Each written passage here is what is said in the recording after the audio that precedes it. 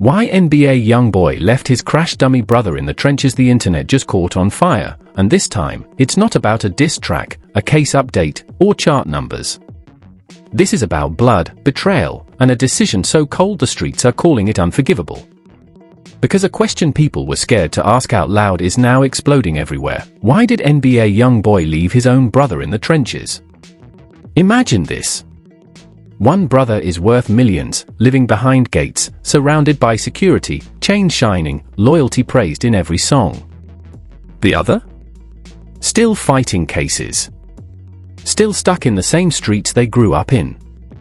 Still calling home from a cell, and according to insiders, getting silence on the other end. That contrast alone is enough to shake the culture. But what's coming out now? It's way darker. Leaked jailhouse calls. Burner phone screenshots. Old interviews replayed with new meaning. Fans dissecting lyrics like crime scenes. Because suddenly, every bar about loyalty, pain, and day ones hits differently when your own blood is allegedly left to drown. The streets are furious. Social media is in chaos. Twitter is at war. YouTube breakdowns are going viral by the hour. Some fans are defending Youngboy at all costs.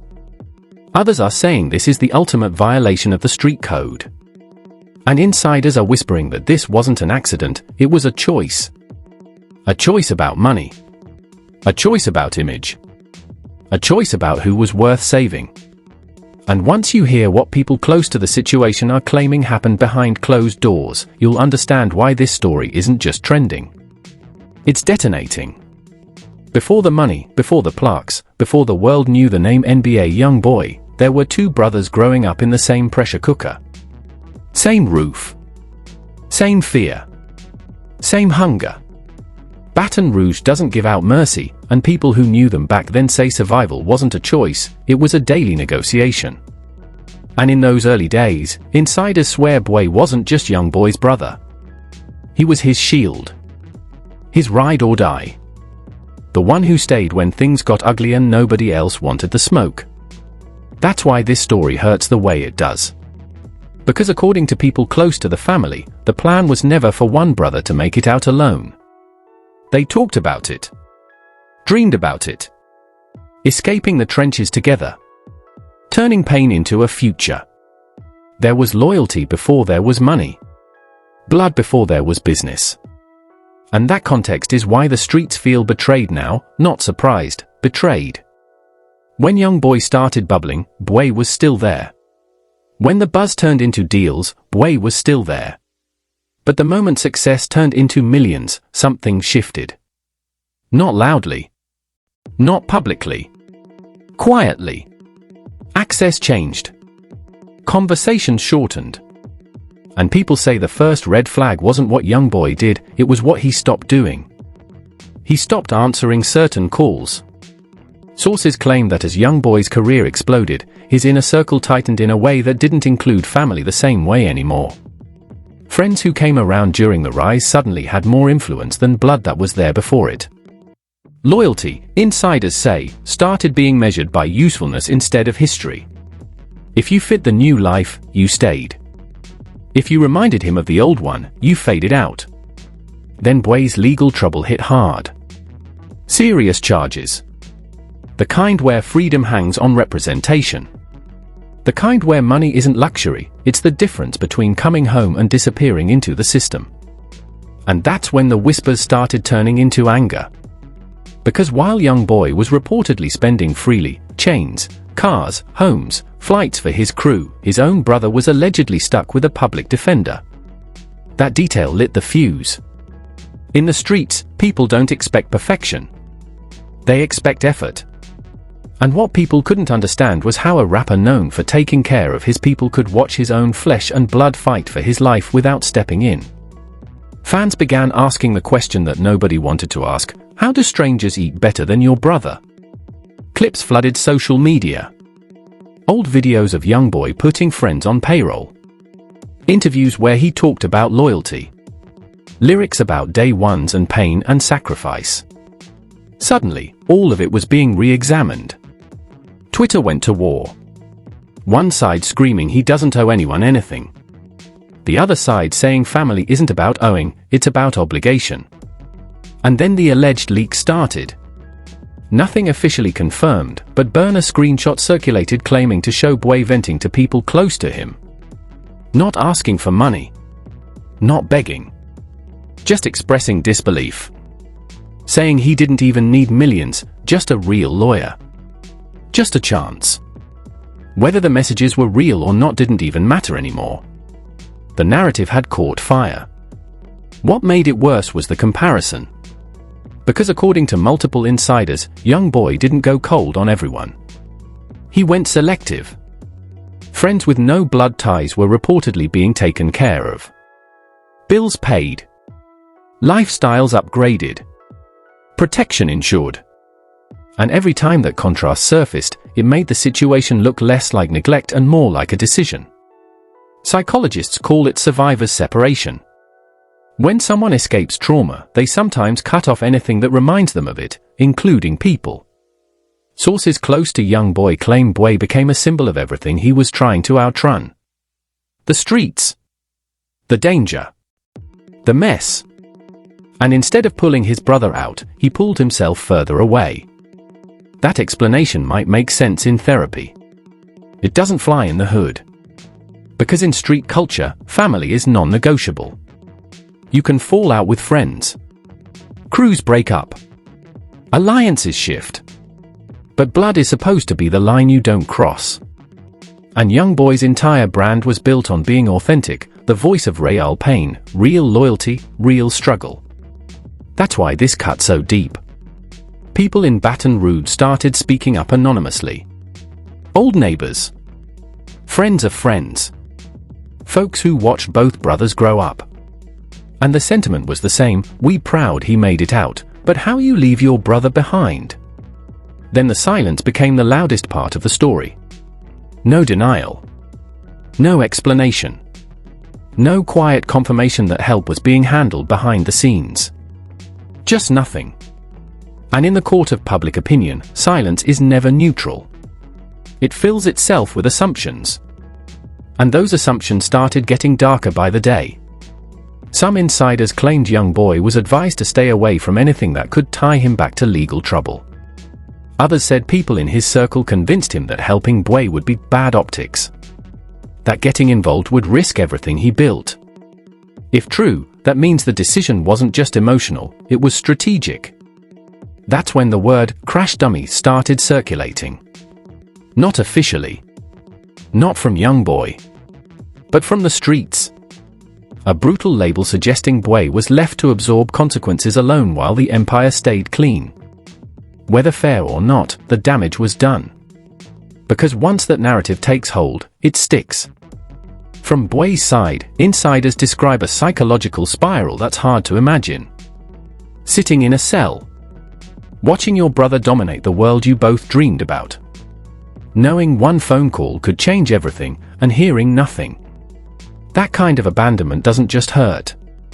It reshapes how you see loyalty forever. Public defenders are overwhelmed. That's no secret. And people know the difference between a state-assigned lawyer and a private legal team with resources.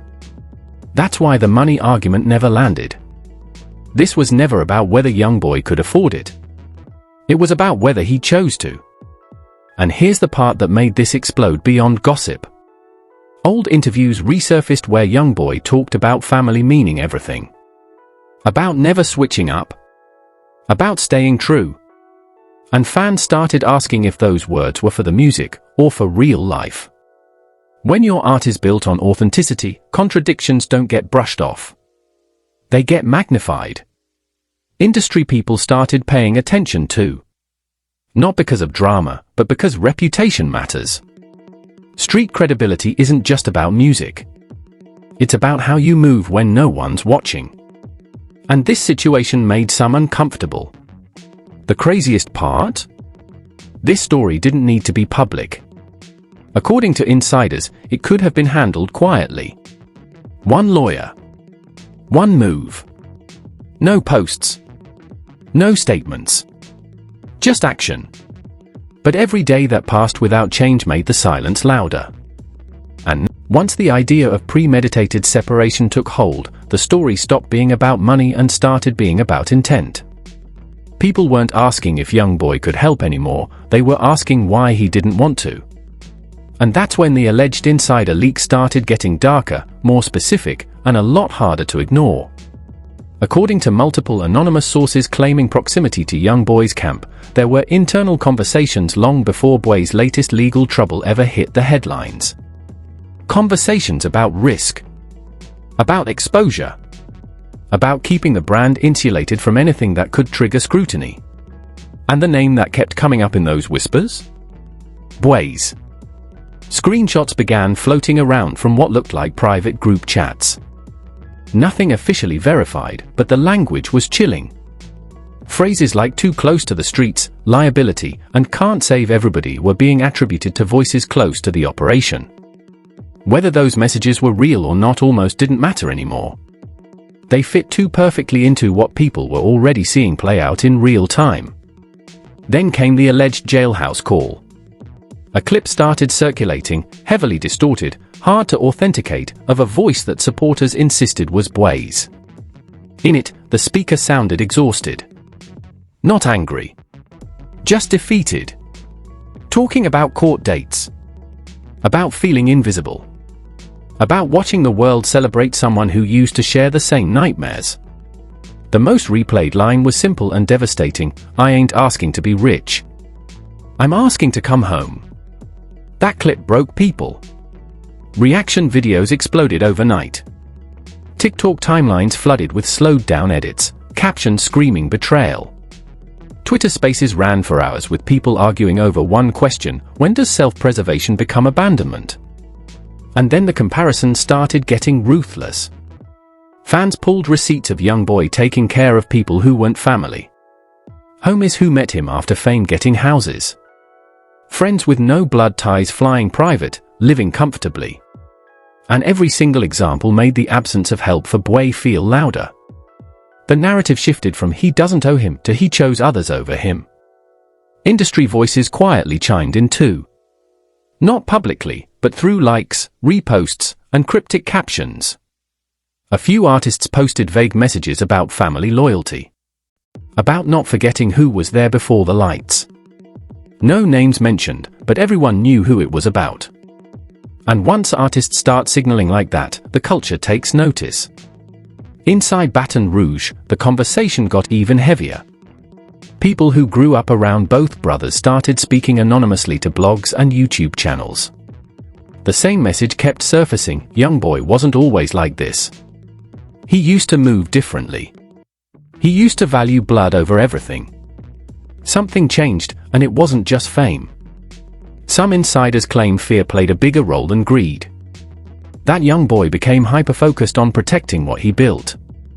That any connection to legal chaos felt like a threat to his freedom, his deals, his future. And instead of navigating that fear carefully, he drew a hard line. No involvement. No exceptions. But in the streets, fear doesn't excuse betrayal. The word "crash dummy" spread faster than anyone expected. A brutal label implying someone is left to take the fall while others stay clean. Whether fair or foul, that term stuck, and once it did, it reframed everything. It suggested not just neglect, but use. That Boy absorbed consequences while the empire distanced itself. Youngboy's silence only fueled it. No post saying family matters are private. No behind-the-scenes reassurance leaked. No sign that help was coming. And in an era where even denial is instant, silence felt intentional. Calculated. Like ignoring the fire would make it burn out. Instead, it spread. Then came the lyric breakdowns.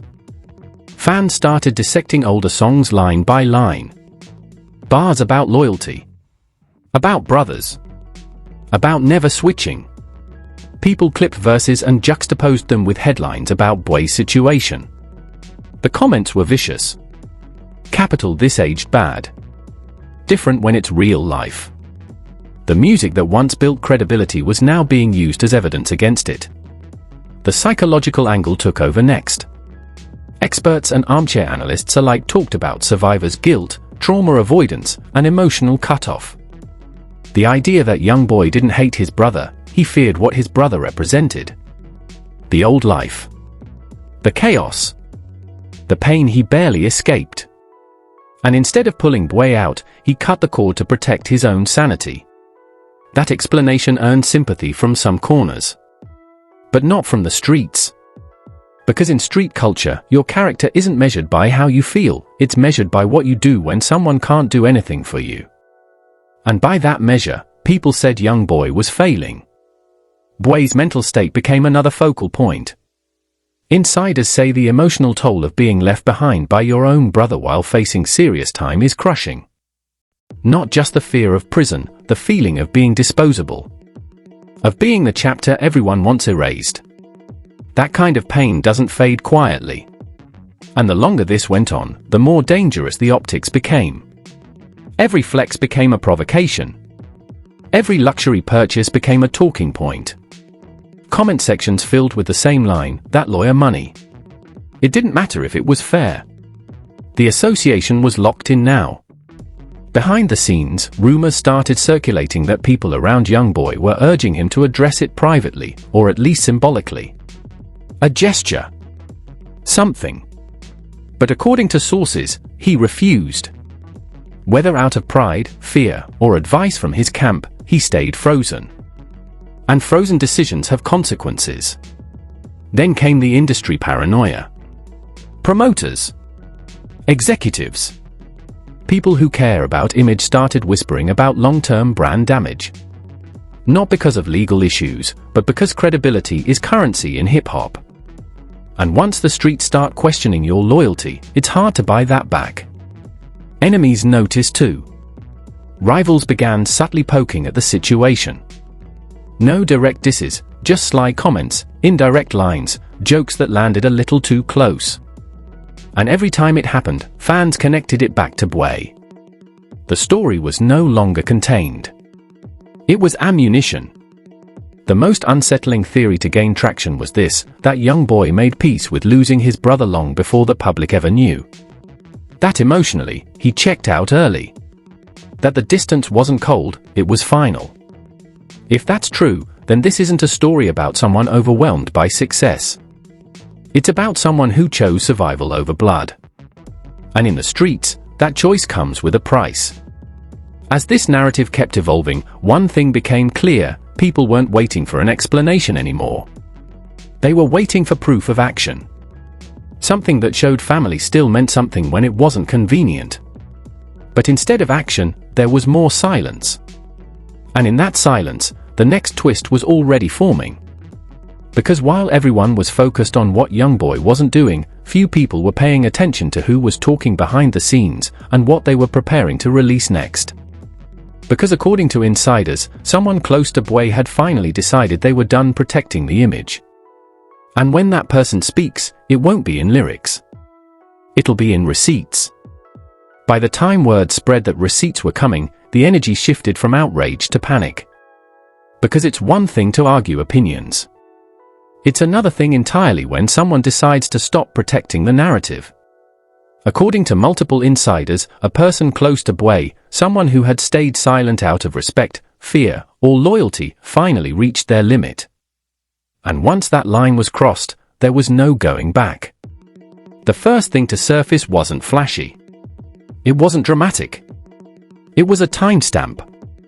A screenshot allegedly showing a missed call log. Date.